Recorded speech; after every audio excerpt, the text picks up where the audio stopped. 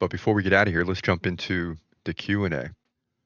In terms of Khamzat Chimaev winning the title, the Master says if Khamzat wins the belt and Alex Pereira beats Ankalaev, then Pereira versus Khamzat is going to be the super fight of the year.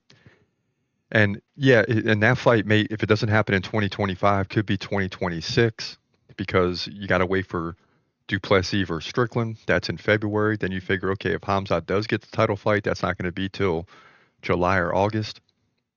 The UFC will have to, unless Trump lets Khamzat in the country, which is very possible. If not, we're going to have to wait till Abu Dhabi or Saudi Arabia or something like that for a potential main event fight where Khamzat can't get into the U.S.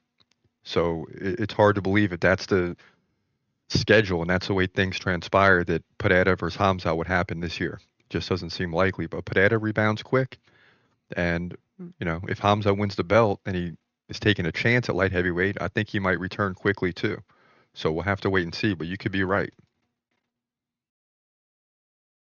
Khamzat versus Pereira update, but this is more in terms of Donald Cerrone's comeback. Ambassador says stay retired. And I think that's what a lot of people were saying about Donald Cerrone's comeback. It's like once you retire, that's it, man.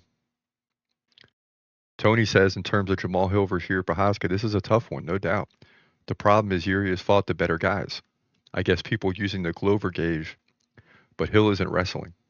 Yeah, and Hill has struggled in the comeback because he's fought Alex Pereira. This is Yuri Prochazka. This is going to be pretty much an even fight. And I'm highly interested, but we believe Jamahal Hill will get the win there. And we'll revisit that several times, I'm sure. As we move forward, looking at Sean O'Malley, Jim Johnson says Sean can beat Merab. He's not beating Umar. And, it's two different matchups, but I understand why you would say that. I just think Sean O'Malley is going to come back with a vengeance in 2025. He's still young and has plenty of time. Josh also says if grasshoppers had 45s, the Crows wouldn't mess with them. Yeah, I hear you. So that's what people were talking about. Kind of a break in terms of the UFC fans. You got NFL playoffs going on. You got college football playoffs. A lot of people tuning into other things during the break.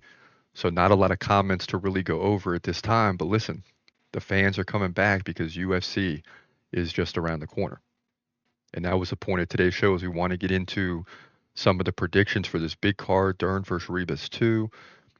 You saw throughout the show there's some big fights here. And even though it's women at the top, this is not a card you want to miss. I mean, it's the first card of the year, right? So if you're a true fight fan, you're hungry, you want to see the UFC back in action, and we will get that this week. And this is just a warm-up for UFC 311.